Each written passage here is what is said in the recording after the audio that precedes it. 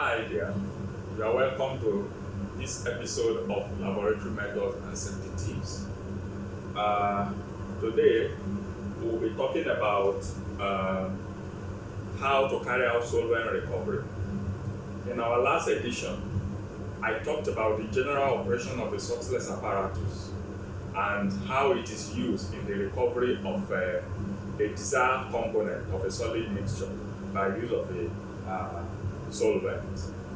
Now, after you have finished your extraction, how do you then recover your solvent and your solute that you have removed from the solid mixture?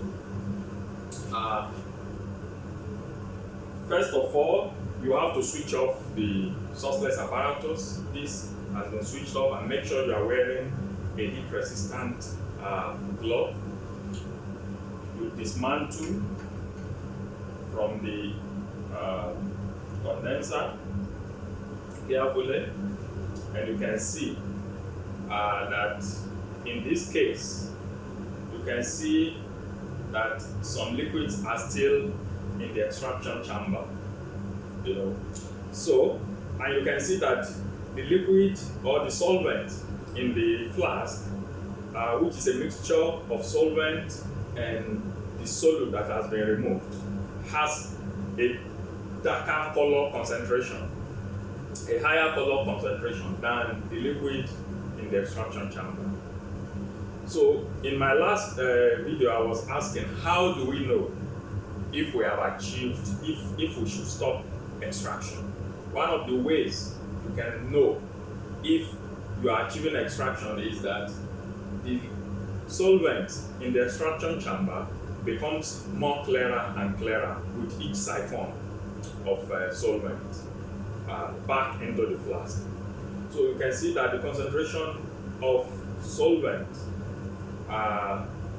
in the flask is higher than the one in the extraction chamber. So when you begin to see clarity like this, then you will know that equilibrium is being attained, or what is known as quasi-equilibrium is being attained. Under this condition, there is no more substantial amount of mass transfer from the solid component into the solvent that you are using for extraction.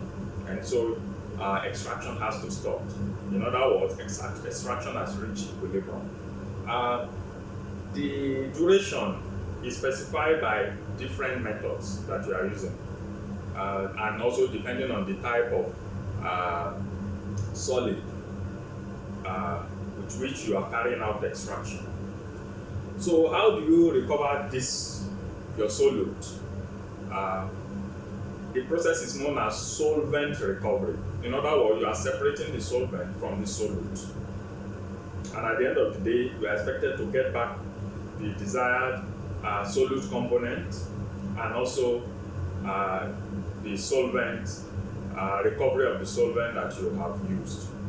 And the solvent you have used after recovery, can still be recycled or reused, as the case may be, because it is pure solvent. So now, since you still have some liquid in the extraction chamber, what you can do is to bend the Soxhlet apparatus towards the arm a little, and you can see that some of the solvents will return or siphon back into the flask. After that, you remove the thimble containing the solid that you have extracted your solute from. Make sure that it is properly drained.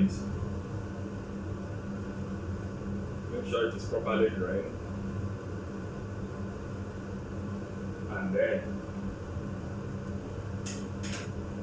you can dismantle and return all of the remnant solvent and solute mixture into the flask. You can see the mixture of solvent and solute in the flask now. Now you can rinse the extraction chamber a little to avoid avoid contamination while you are carrying out extraction. So here, you can recover your solvent using what is known as rotary evaporator. That is the best form type of equipment that you can use to carry out your solvent recovery. But the advantage is that you can operate under vacuum and operate at a very low temperature, especially for heat sensitive materials.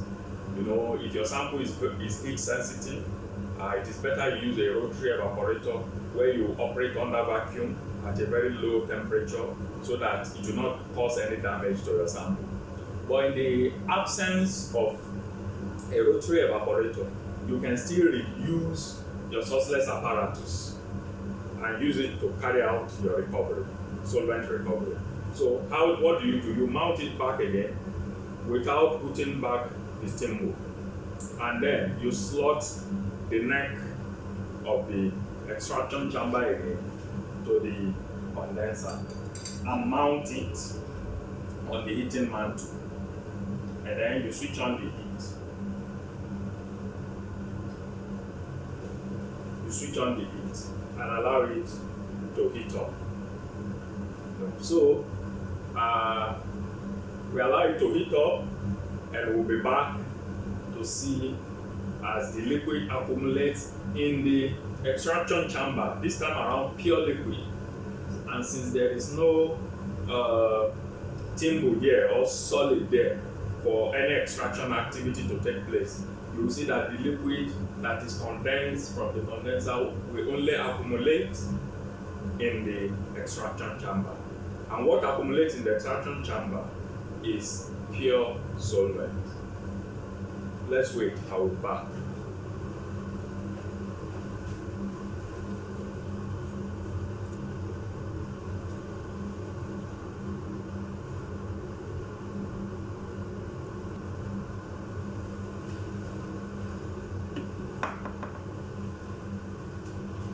Welcome back. Now you can see some of the liquid have accumulated in the extraction chamber. Let us switch off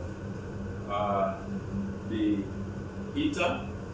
Make sure you are wearing, as I've said, a heat resistant glove.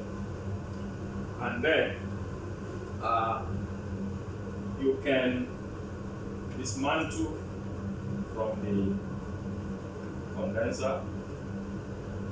You can see now that a substantial amount of the solvent has been recovered into the extraction chamber, and you see this is pure solvent.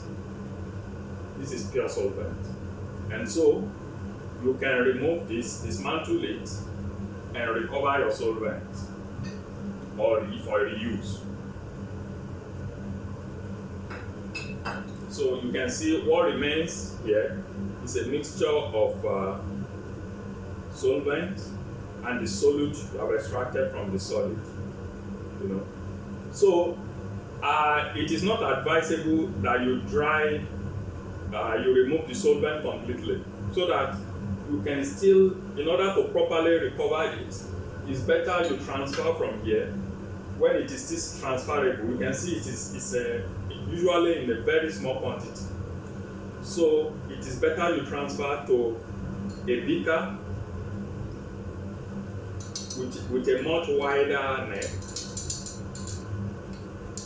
and larger surface area for evaporation. So once you have it in a beaker, you can put it on your heating mantle or on a hot plate and adjust your to a very low heating rate so that evaporation can take place gradually. For heat sensitive material, especially for biological samples, it is advised that you heat at say 40 degrees Celsius. As you know, evaporation takes place even at low temperatures, not necessarily at the boiling point of the solvent. So you can mount it on a heating mantle and allow it to heat up slowly. You adjust the heat to a very low temperature. As I've said, 40 degrees Celsius is good enough for biological samples in order for you not to damage the structures and so on. So you allow this to continue, and there will be slow evaporation, slow heating until all the solvent is removed. So once the solvent is removed, then you will be left with the solute that you have removed from the solid components. So thank you very much. I hope this has helped. I expect you to like and also comment and subscribe to this channel. Until we meet again next time, bye.